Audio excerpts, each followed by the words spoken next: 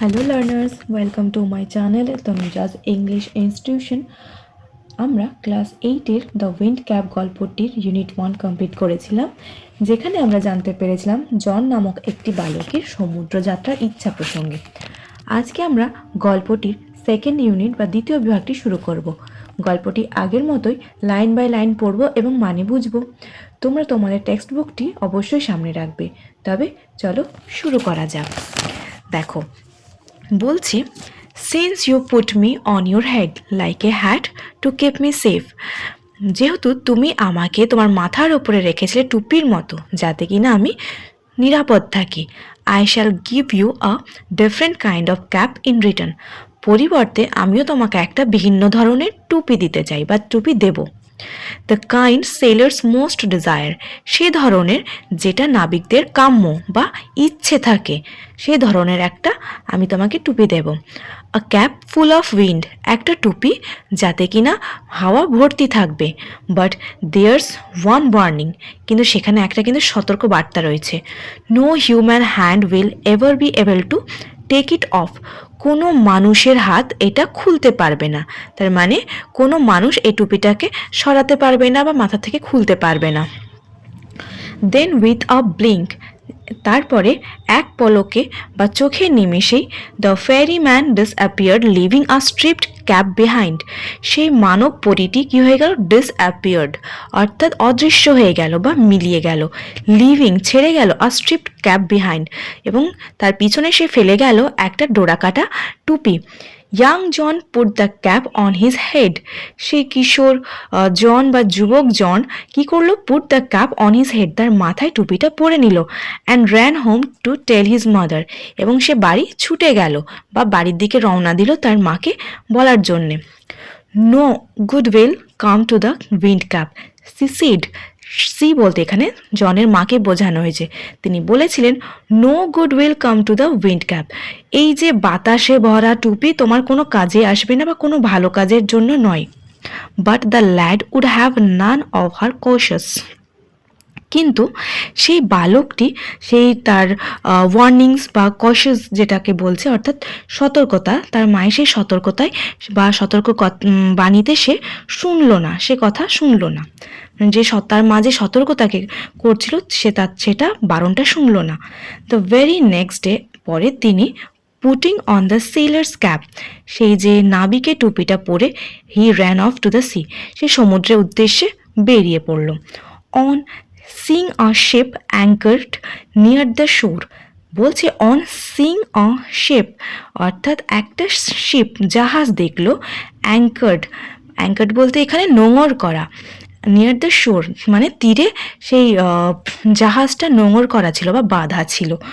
He requested the captain to take him along, সে কী করলো? সেই জাহাজের যিনি ক্যাপ্টেন ছিলেন তাকে অনুরোধ করলো তার সাথে তাকে নিয়ে যাওয়ার জন্য। Thus began his first ever sea voyage, অর্থাৎ এইভাবে শুরু হলো তার সমুদ্রের প্রথম যাত্রা। Well the wind cap worked as the fairy had said, ভালোই, মানে বলতে চাইছে যে দ্য উইন্ড ক্যাপ ওয়ার্কড, অর্থাৎ সে বাতাসে ভরা টুপিটা কিন্তু সেভাবে কাজ করছিল, as the fairy had said, সেই পরীটা যেভাবে বলেছিল। But that one condition prevailed, অর্থাৎ সেখানে কিন্তু একটা কন্ডিশন ছিল বা একটা শর্ত ছিল। ঠিক আছে, এখানে দেখো প্রিভেইলড অর্থাৎ থাকা বা ছিল, কি কি ছিল? কন্ডিশন, শর্ত ছিল। ঠিক আছে, এখানে জানি পড়ি তখন একটা শর্ত দিয়েছিল। তোমরা শর্তটা জানো, শর্তটা কি ছিল? শর্তটা ওটাই ছিল যে কোনো মানুষের হাত এই টুপিটা খুলতে পারবে না। এবার দেখো, now that was both bad and good, এখন বলা হচ্ছে যে এটা কিন্তু দুটোই ছিল, খারাপ এবং ভালো। ইট ওয়াজ ব্যাড, এটা ছিল খারাপ, because John could neither take his cap off before his captain nor at bed time, এটা খারাপ ছিল তার কারণ জন কখনোই টুপিটা খুলতে পারতো না। কখনো হয়তো তার সামনে ক্যাপ্টেন থাকতো, তাকে সম্মান জানানোর জন্য সে টুপি খুলে অভিবাদন জানানো সেটা করতে পারতো না। এমনকি সে যখন বিছানায় শুতে যেত তখন সে টুপিটা খুলতে পারতো না। And it was good because, এটা ভালো ছিল কারণ neither could he lose the cap, সেই টুপিটা টুপিটা কখনোই হারাতে পারবে না, nor could it be stolen from him, না কখনো এটা সে মানে চুরি করতে পারবে কেউ। Since it was wind that sailors called for. এবার বলছে দেখো এই যে নাবিকেরা কি করতো সমুদ্র যাত্রার সময়, তাদের কি প্রয়োজন পড়তো, অবশ্যই বাতাসের প্রয়োজন পড়তো। And wind that John could supply he soon became very popular, এবং যেহেতু বাতাসের প্রয়োজন পড়তো এবং সেটা কি জন খুব সহজেই সে বাতাসটা সরবরাহ করতে পারতো, তাই বলছে সে সুন বিকেম ভেরি পপুলার, সে খুব তাড়াতাড়ি জনপ্রিয় হয়ে উঠল। When he twisted the cap, he could summon the east wind and the west wind. যখন সে তার টুপিটা কি করতো, টুইস্ট করতো, হয়তো ঘোরাতো, তখন কি হতো, হি কুড সামন মানে সে আহ্বান জানাতে পারতো the east wind and the west wind, অর্থাৎ পূর্বের বাতাস এবং পশ্চিমের বাতাসকে। He could also turn it to the call both the north as well as the south wind. He could also, সে আবার কি করতে পারতো, টার্ন ইট, যখন সে আবার এটা ঘোরাতো টুপিটা, টু কল বোথ, আবার সে ডাকতে পারতো কাদেরকে বা আহ্বান জানাতে পারতো, north as well as the south wind, অর্থাৎ উত্তর এবং দক্ষিণের বাতাসকেও সে কি আহ্বান জানাতে পারতো। The captain would therefore never part with his prized sailor and let him ashore. তাহলে এখানে বলছে the captain would therefore never part with his prized seller.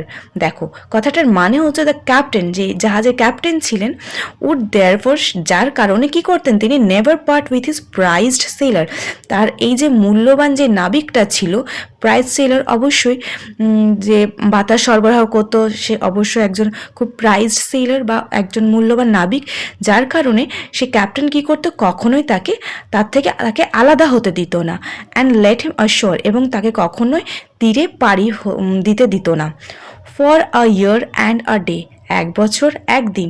Young John did not set foot on land, young John কি হয়েছে, young জন বা কিশোর জন কিন্তু এখনও মাটিতে পা রাখতে পারেনি। কতদিন, এক বছর একদিন হয়ে গেল, সে এখনও মাটিতে পা রাখতে পারেনি। হি স নাথিং, সে কিছুই দেখতে পাচ্ছে না, but the churning of the waves, সেই সমুদ্রের উত্তাল ছাড়া সে আর কিছুই দেখতে পাচ্ছে না। Soon there grew in his heart a strong desire to see the land, খুব তাড়াতাড়ি তার মনের ভেতরে কি জেগে উঠলো বা কি গ্রিউ করলো, জেগে উঠলো তার ইচ্ছা, তার একটা চরম বাসনা বা চরম ইচ্ছা, চরম আকাঙ্ক্ষা জেগে উঠলো, টু সি দ্য ল্যান্ড মানে মাটি দেখার জন্য একটা স্ট্রং ডিজায়ার অথবা চরম একটা ইচ্ছা জেগে উঠলো। তো চলো আজকে আমাদের সেকেন্ড পার্টটাও কমপ্লিট হয়ে গেল। যদি তোমাদের ভিডিওটা ভালো লেগে থাকে অবশ্যই তোমরা সাবস্ক্রাইব করে রেখো পরবর্তী ভিডিওগুলো দেখার জন্য। খুব তাড়াতাড়ি আমরা থার্ড ইউনিটটাও নিয়ে আসবো। ততক্ষণ থ্যাংক ইউ এবং ভালো করে পড়াশোনা করতে থাকো।